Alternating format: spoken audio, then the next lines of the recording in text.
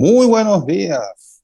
Buenos días tengan todos y bienvenidos a esta jornada del día de hoy de geopolítica. Hoy es jueves ya y estamos a 12 del mes de mayo. El mes más lluvioso del año, según era la tradición antes, pero ya eso varió. De todos modos, está el día de hoy medio nublado, con probabilidades de lluvia importantes durante el curso del día. Geopolítica por todas las plataformas de N Televisión, incluyendo ntelevisión.com, también en simultáneo la Nación Dominicana.tv, el audio en tiempo real en Samantha Radio Online, que se repite a las 4 de la tarde, y repetimos el contenido en nuestras redes sociales. Un jueves con muchas informaciones, sobre todo del ámbito nacional. Un miércoles muy activo ayer, con muchas actividades noticiosas que vamos a ver en el curso del programa. Por de pronto, 25 grados de temperatura a esta hora, llegaríamos a 29 grados, o sea que no estará tan caluroso el día de hoy. Y como decíamos, probabilidades de lluvia con alguna importancia, dice meteorología. Se mantiene la incidencia, más bien la influencia de una vaguada asociada a un sistema frontal al noroeste del país, que se combinarán con el arrastre de humedad que aporta el viento del este-sureste para generar desde esta mañana lluvias, sobre todo en el litoral costero del Caribe. En la tarde se incrementarán los aguaceros, los cuales podrían tornarse moderados a fuertes. Oigan esto, posibles granizadas. Las granizadas es el espectáculo de la naturaleza más impresionante que hay. Posibles granizadas y ráfagas de viento en ocasiones hacia sectores del nordeste, del sureste, la cordillera central y la zona fronteriza. La capital está en el sureste, o sea que las granizadas pudieran llegar por aquí. Hace muchos años yo no veo granizos. Los granizos son, les reitero, un espectáculo de la naturaleza que hay que vivir. Hay que vivir ese espectáculo. Bueno, en el ámbito internacional,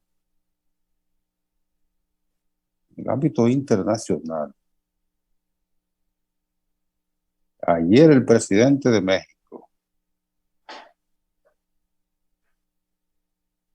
reiteró el caso de la próxima cumbre de las Américas, que es ahora en junio, eso de junio, creo que 3 o 4 de junio por ahí. Él venía advirtiendo que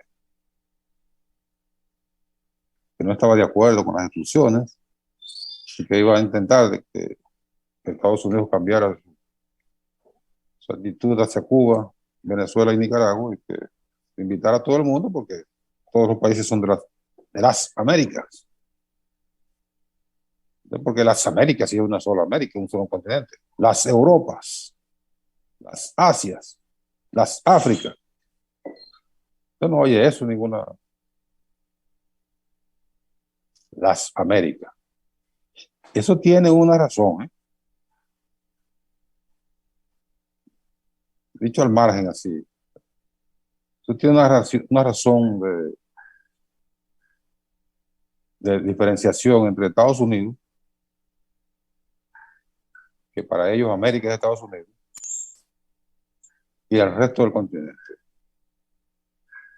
Por eso, las Américas, una sola América. Bueno, entonces la cumbre de las Américas eh,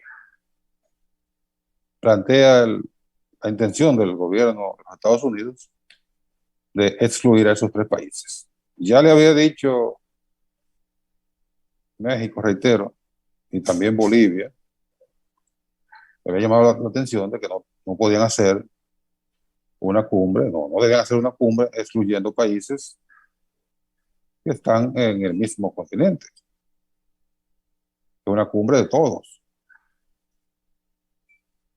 Y el presidente López Obrador había dicho que iba a tratar de que eso variara, que no estaba de acuerdo, etcétera, etcétera. Pero ayer reiteró de nuevo, ya de una manera más radical, que él no va a asistir a la cumbre, que va a tener lugar en Los Ángeles, California, si no se invita a todo el mundo. Entonces estaremos hablando que no participaría uno de los países más importantes del continente, en términos de población, en términos de peso de su economía, en extensión territorial, vecindad con los Estados Unidos, y una serie de elementos que hacen que México sea uno de los países más importantes de esta parte del mundo. Entonces estaríamos hablando que no estarían los tres excluidos básicamente por razones ideológicas, aunque el alegato es de que no respetan la democracia.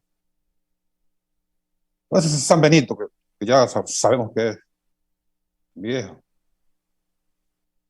Entonces no estaría en México, ya van cuatro. No estarían los 15 de Caricón, ya van 19. Entonces sería la cumbre de la mitad o de menos de la mitad de las Américas. ¿Qué cumbre de América sería esa? Y es probable que el, el esfuerzo de López Obrador para que Estados Unidos cambie su actitud no tenga ningún resultado positivo, porque hay una determinación de la Casa Blanca de mantener su actitud, una determinación de no invitar a Cuba, Venezuela y Nicaragua, atribuyéndose un derecho que no tienen, porque el país que se escoge como sede para esas cumbres solo tiene el derecho de la organización, porque no es una fiesta de los Estados Unidos, no es una fiesta del gobierno de los Estados Unidos, no es un encuentro que organiza por su propia decisión o conforme su organigrama, su cronograma de actividades. No es así. Es una cumbre que está organizada, eh, que depende de todos los países. No una fiesta como cuando, bueno, el presidente de los Estados Unidos o cualquier presidente invita a una actividad a su país, entonces ahí tiene el derecho de invitar o no invitar a quien le dé la gana. Pero una cumbre que está establecida, un encuentro establecido por todos los países, no merecería que se tome como punta de lanza para apuntalar cuestiones ideológicas, que es básicamente lo que provoca esta actitud excluyente de la Casa Blanca. De seguro no va a variar. No va a variar porque el presidente Joe Biden,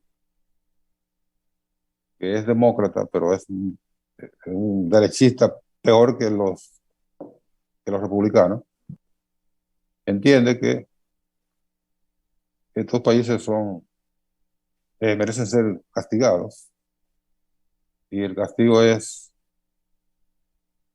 excluirlos de estos cónclaves, las sanciones, el bloqueo de su comercio, de sus relaciones comerciales, y finalmente el robo de sus activos que estén en bancos bajo la influencia del gobierno de los Estados Unidos.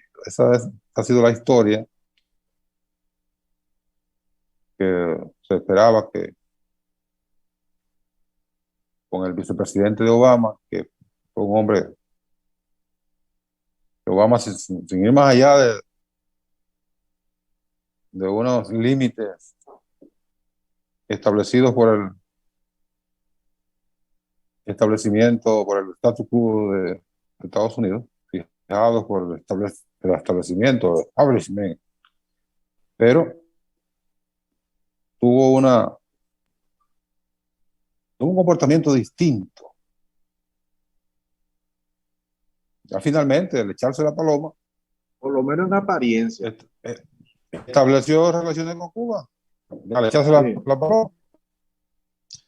Buen día, Leandro, ¿cómo tú estás? Buenos días, Nelson. En esta mañana lluviosa, calurosa, Las dos extremadamente cosas. difícil.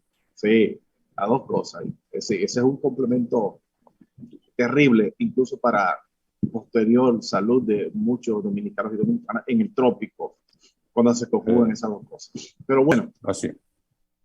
tú decías algo importante, pero sin embargo, el comportamiento de los demócratas en la práctica no dista mucho de la política internacional general del Pentágono norteamericano. Es la misma. De hecho, grandes e importantes acontecimientos bélicos en el mundo se han suscitado en las gestiones de los demócratas en los Estados Unidos. No nos Bueno, llevemos sí. engaño.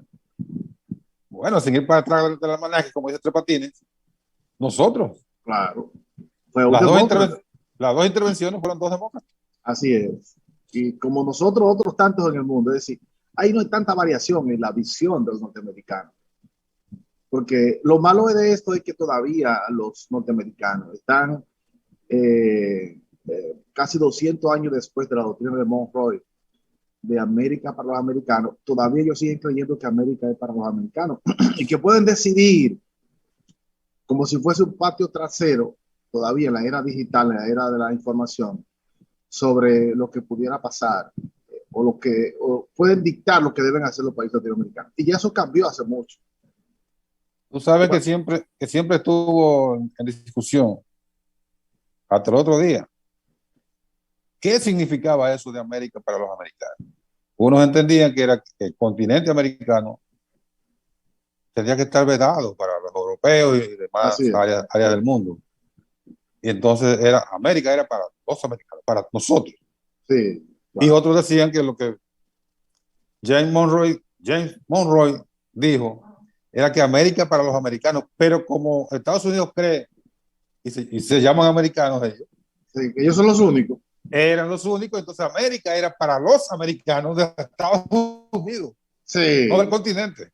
claro. Es decir, yo pienso que hay que ir a una nueva discusión sobre las relaciones. Y justamente ahora en China se está celebrando un congreso internacional para definir políticas de relación de China con América Latina. Ahí está Sí. representado el Foro de Sao Paulo, ahí estuvo una posición ayer la presidenta del Foro de Sao Paulo, que fue conocido en el mundo esa posición. Y varios países latinoamericanos estuvieron ahí en ese foro. Aún está el foro en China, en un escenario muy bonito, y hay debates importantes sobre la relación de América Latina con China. Y eso sí que se convierte en algo importante, porque eso viene como contrapeso, como adelanto incluso a lo que la Cumbre de las Américas, que se quiere excluir al país. Yo no estoy entendiendo cómo en esta época tú puedes plantear una cumbre de América excluyendo a países centrales de América. Es una aberración. Yo pienso que los vínculos ya de los países de América tienen que ser diferentes. No tiene que ser verlo como vasallo, como esclavo, porque ya esa época pasó. No es posible ya. Tiene que ser una relación de respeto. Claro, claro. Ese afán de un país, en este caso de Estados Unidos, de establecer parámetros,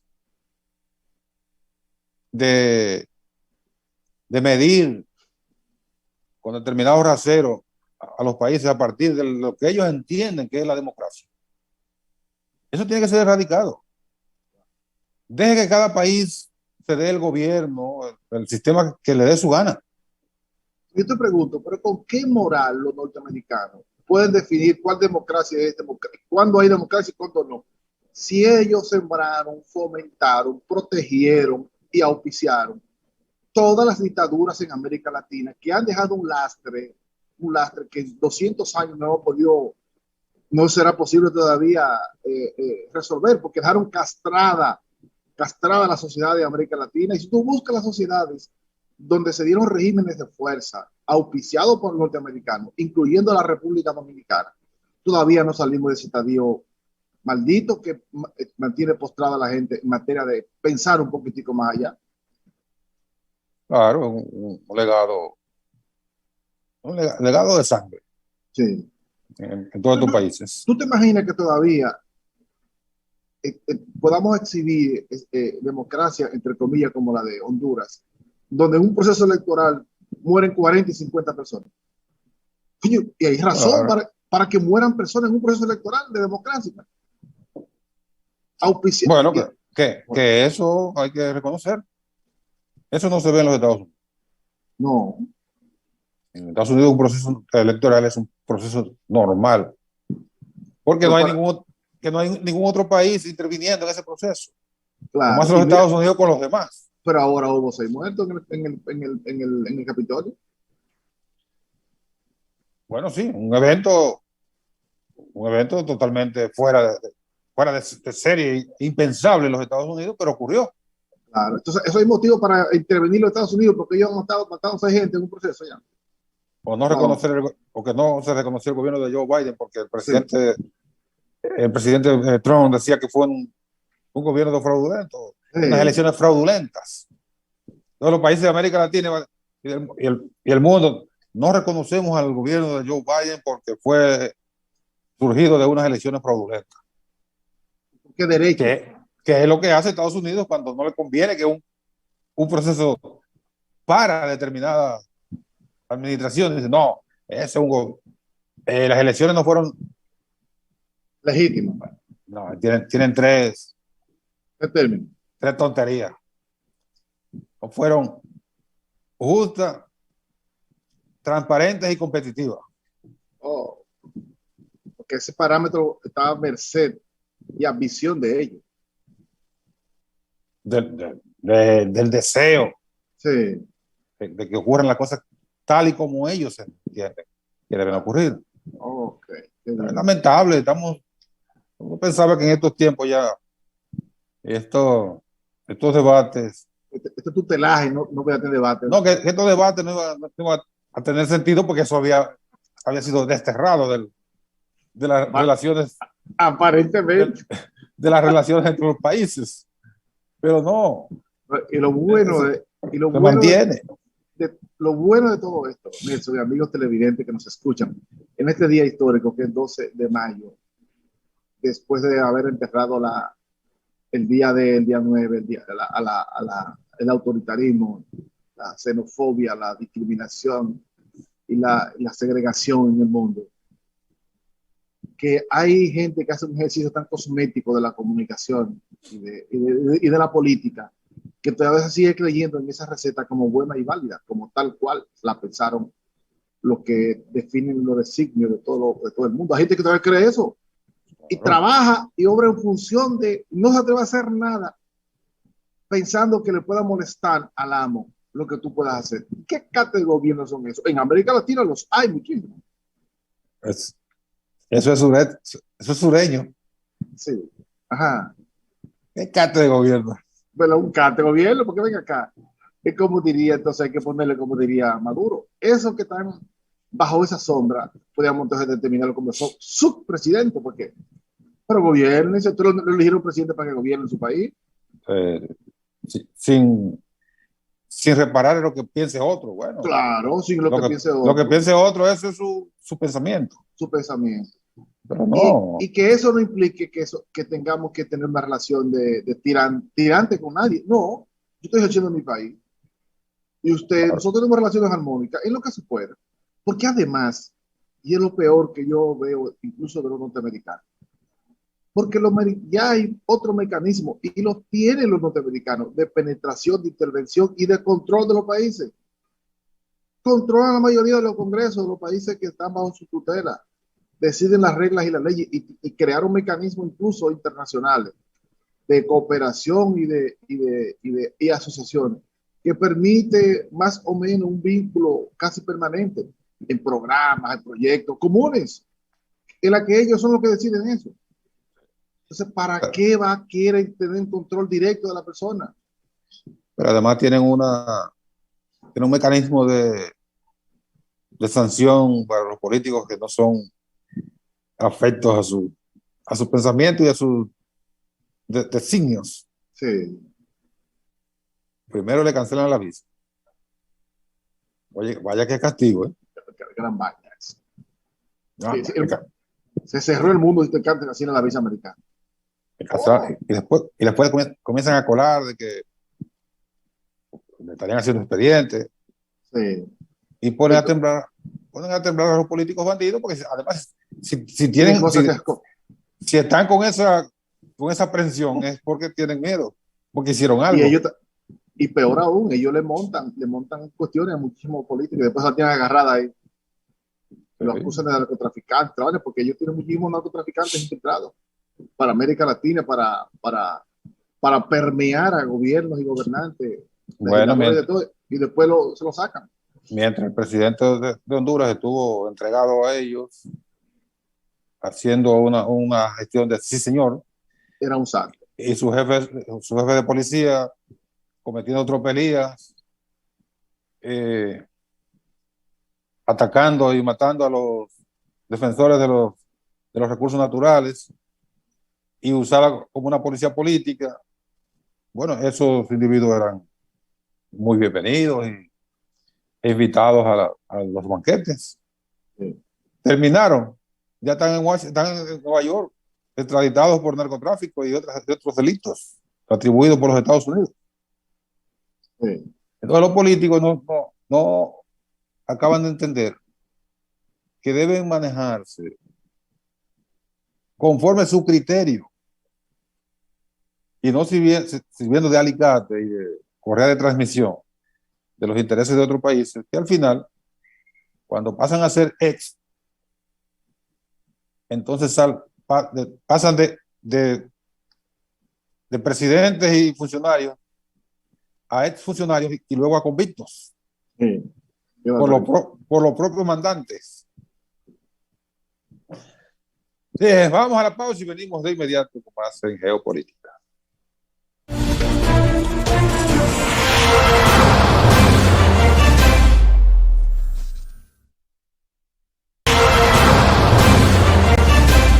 Bien, seguimos en geopolítica de este día y aquí en el patio.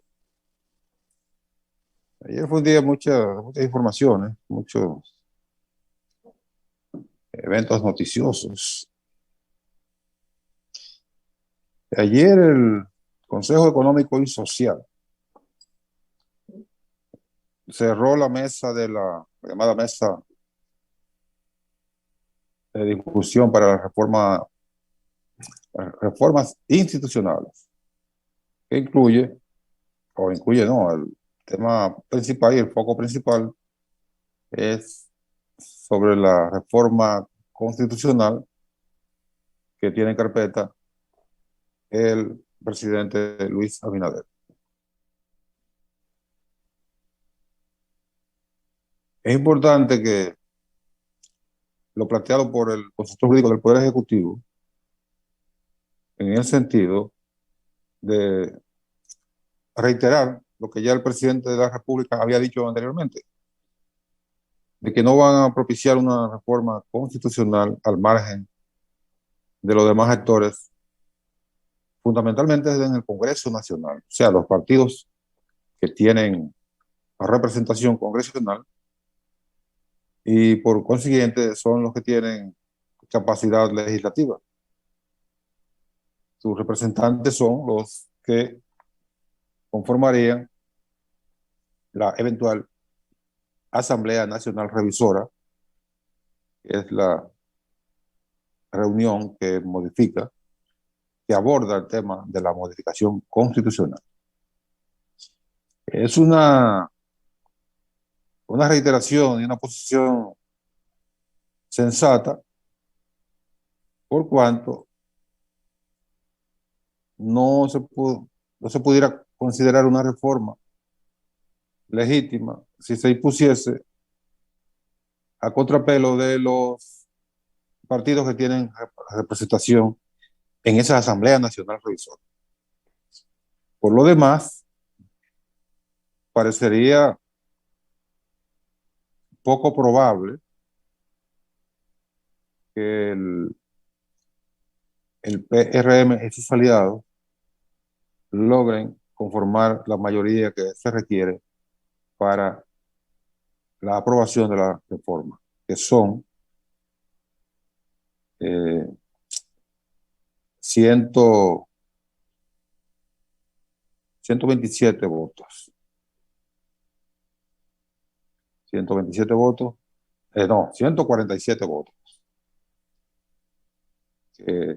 Eso hace la 2/3 parte de 222 que son los legisladores.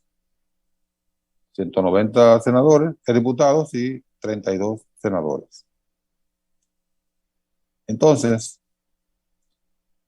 el PRM y sus aliados no tienen 147 votos para conformar la 2/3 parte que reforma la Constitución. Y lo decimos porque la Asamblea Revisora no se reúne de manera periódica, de manera cotidiana, como ocurren las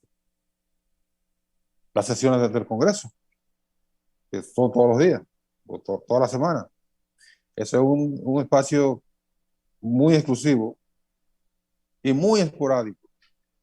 Por lo tanto, todos los que son legisladores, senadores y diputados, querrían estar en la Asamblea Revisora para que su nombre figure en la próxima Constitución que salga de ahí.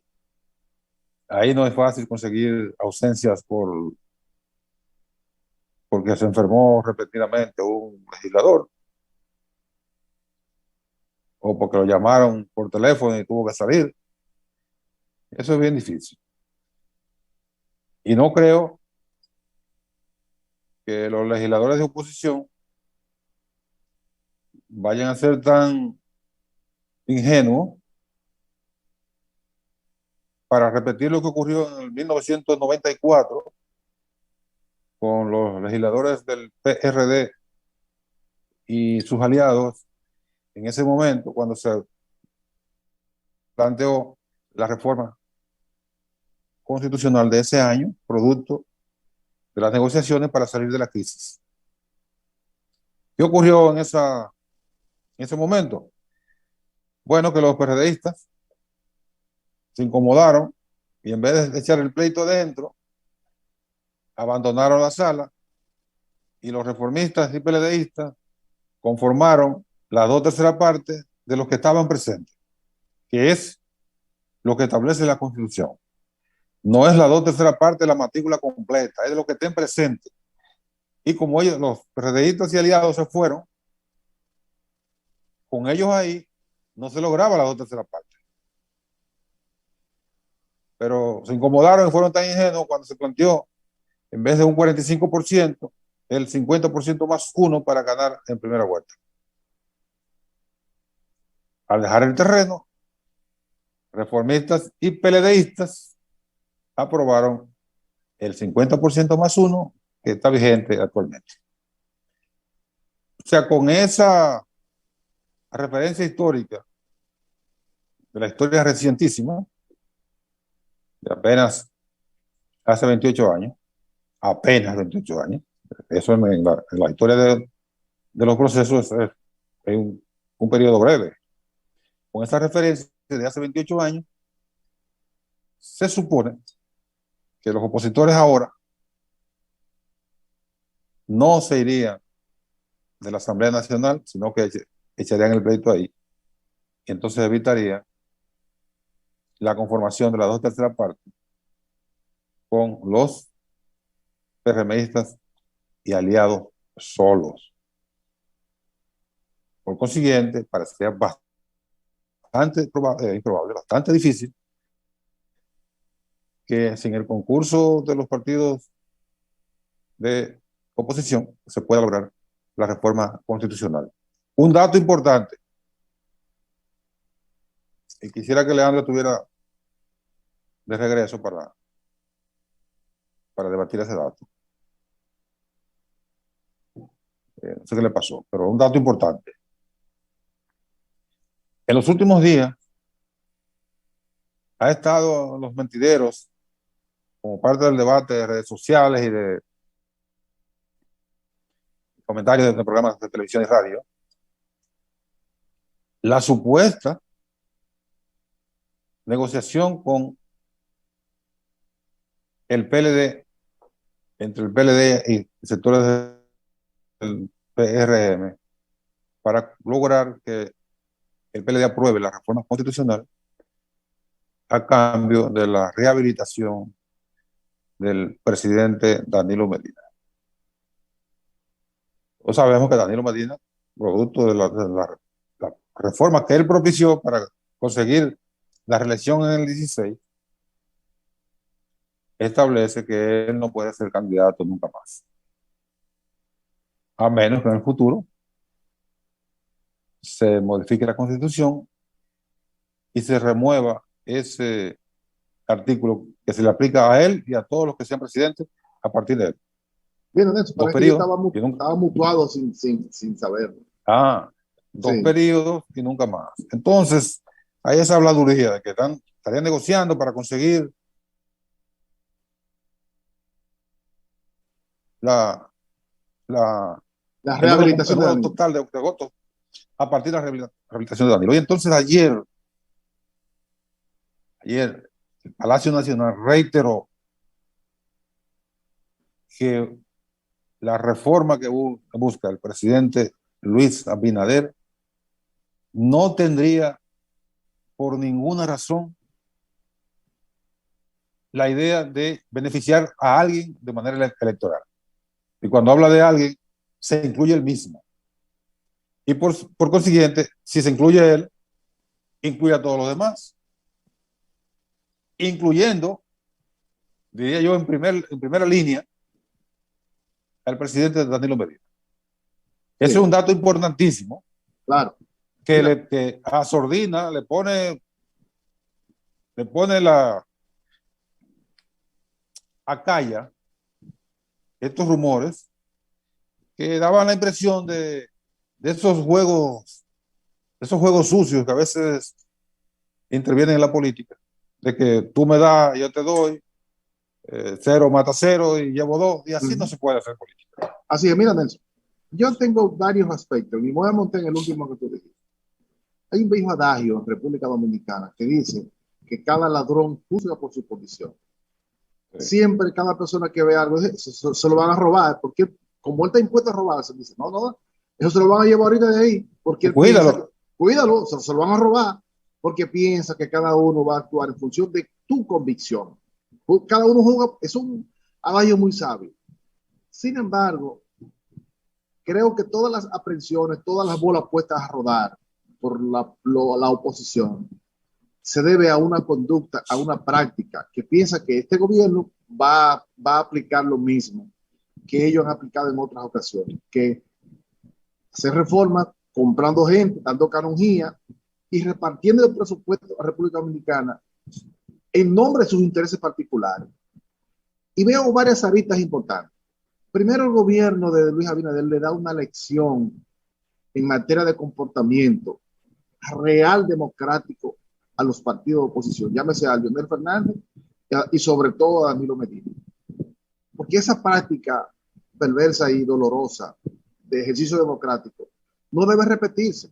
Yo no creo que deba insistir en hacer una reforma comprando gente, violentándolo todo. Por esa parte lo veo bien, por el mensaje que manda en el ejercicio de la democracia. Lo veo muy bien. Sin embargo, estoy plenamente convencido, por el otro lado, que esa es una señal también de flojera del gobierno en función de lo que piensa la población. ¿Por qué? Porque ese fue un buen momento para que el gobierno demostrase de verdad que cree en la reforma. Y para mí lo que demostró fue que no cree en la reforma, porque debió someter la reforma exactamente y poner en evidencia a lo que quiere la contrarreforma. Tan simple como eso. Poner claramente, porque la Asamblea Revisora tiene que decir sobre cuáles aspectos de manera puntual y de manera tácita, como en nuestra Constitución es de manera taxativa, si no hay interpretaciones, tiene que ser la propuesta de reforma, tiene que ser sobre lo que versa la ley, porque hay que producir una ley primero para llevar la reforma, sobre la necesidad de la reforma, tiene que decir sobre cuáles aspectos se van a reformar. Y lo que se han hecho en otro momento en la Asamblea, esto es altamente violatorio a todo procedimiento democrático, donde tú cambias en la Asamblea lo que originalmente se acordó. Esa práctica de irrespeto a la democracia y a la función del Congreso, eso es de antes, ya eso no es de esta época. Por lo tanto, para mí el gobierno debió insistir, si creen la reforma, para mí no creen la reforma, no lo creen. Si creen la reforma, debió someterla y poner en evidencia lo que quieren, a lo que quieren mantener el régimen de impunidad en el país y de complicidad histórica. Ponerlo en evidencia, sí, no se aprobó porque ellos no quieren, no porque yo no tengo la intención, pero ahora sí. lo que demuestra es que no tiene la intención real, porque sí, en otro momento sí el gobierno se ha impuesto para poner sus ideas y yo no estoy de acuerdo con que se ponga. Pero exactamente, ahí te voy. Si queremos que haya un comportamiento distinto,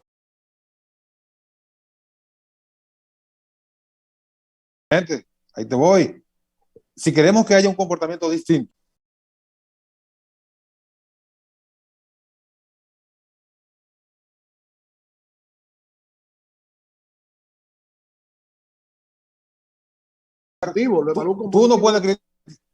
tú no puedes criticar el comportamiento, una crítica justa a comportamientos anteriores y venir a aconsejar al presidente y al gobierno que haga lo mismo.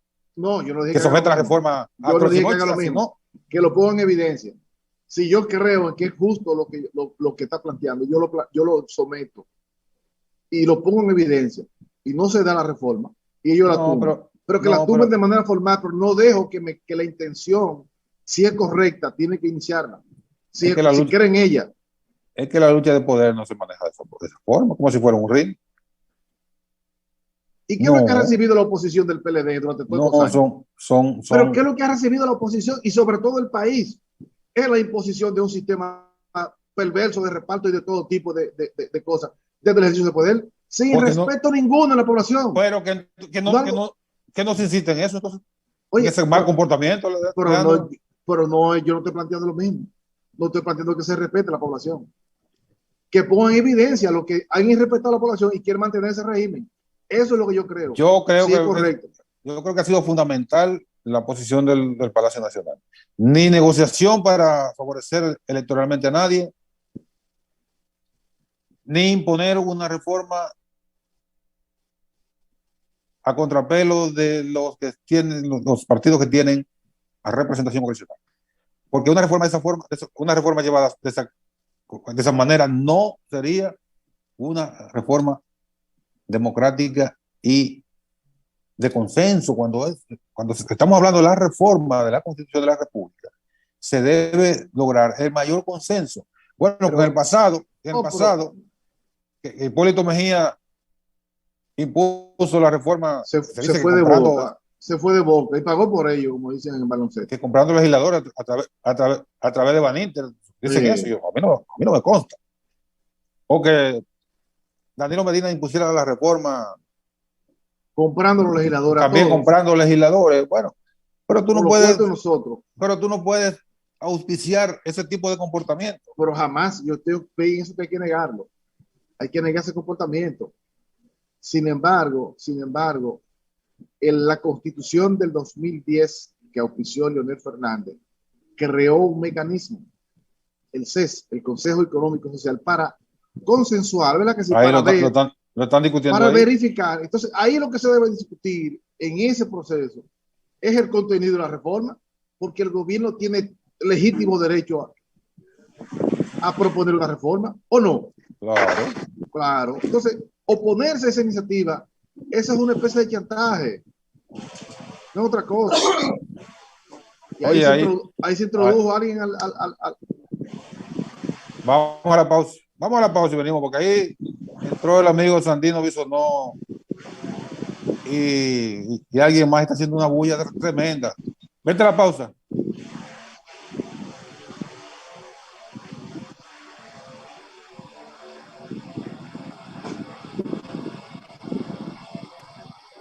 Bueno.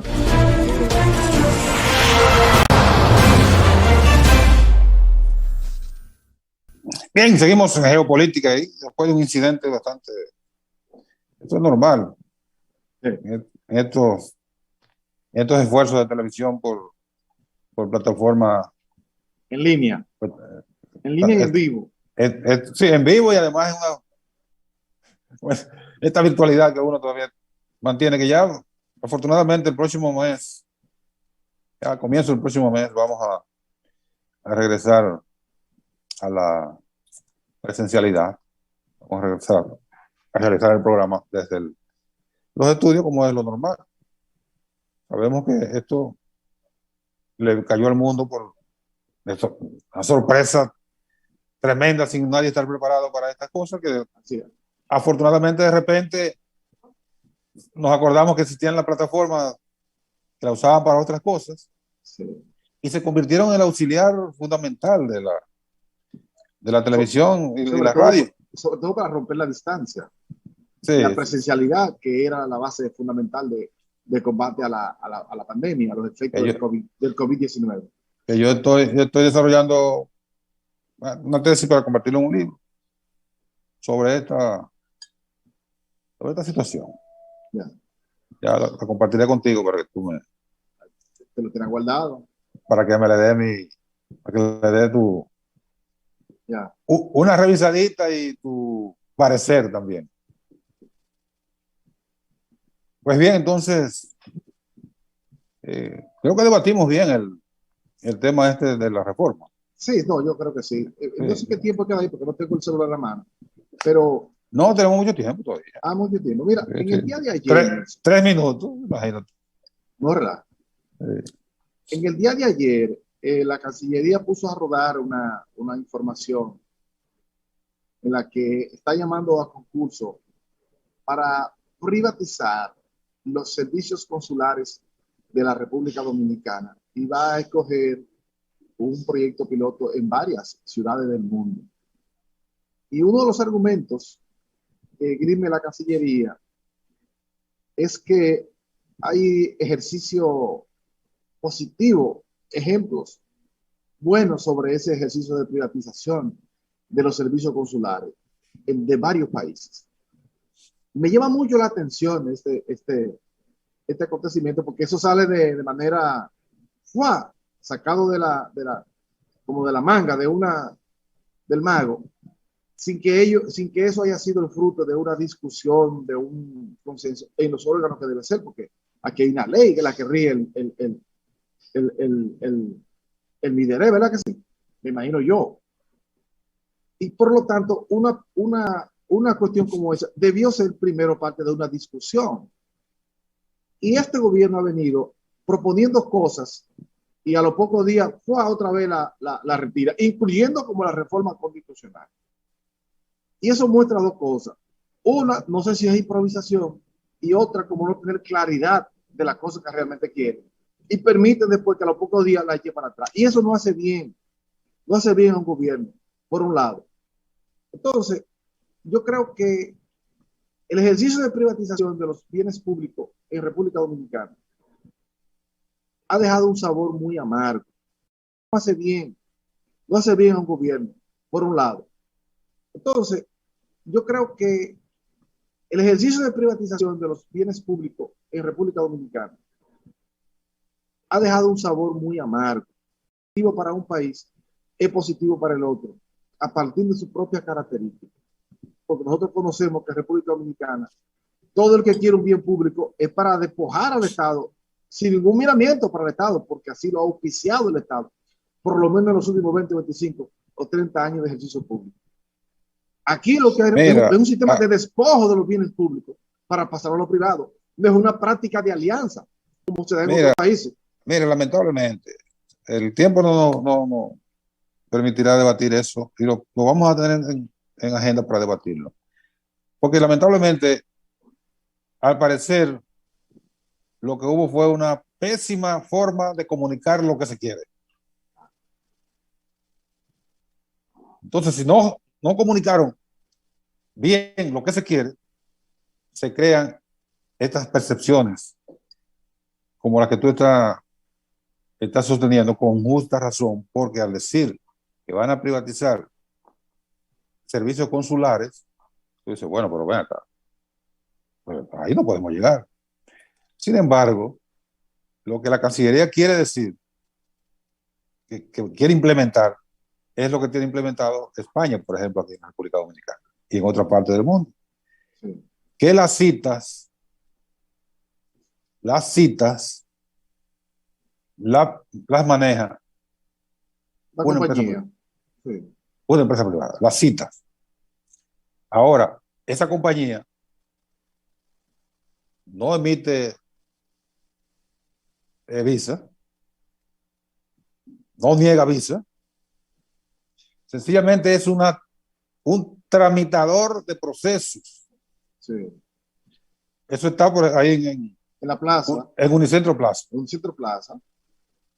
Tú vas ahí y simplemente lo que hace es que deposita, esa empresa te tramita hacia el consulado, y eso es para despojar, para despejar, mejor dicho, no despojar. Despejar. No, la correcta es esa, ¿no? Es para despojar. No, no. Ahí no. Es subconsciente de eso. No, ahí no. Es para despejar el espacio del consulado en la Avenida Independencia. A partir de ahí, tú dices, bueno, pero sencillamente un proceso que no te encarece la visa, porque tiene un precio estándar, le quita presión de empleos al Estado, porque en vez de estar alguien recibiendo del consulado un viaje de gente depositando pasaportes, eso se hace a través de una empresa que lleva esos pasaportes hacia el consulado y se ejerce la labor de Estado, que es dar o negar la visa. Vamos a debatir eso en el próximo programa, porque debe quedar bien claro ese asunto, pero la Cancillería tiene que comunicar bien lo que quiere. Ya, yo no sé quién es el vocero de la Cancillería, pero en ejercicio de comunicación eso fue pero qué barbaridad. Oye,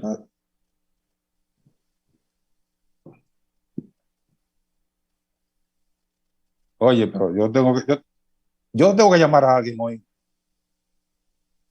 Y todavía estamos en el aire. Y para yo no decir 4 palabras aquí en el aire, vamos a terminar aquí. Sí, démoslo aquí. Vamos a terminar aquí. Y excusen los amables televidentes.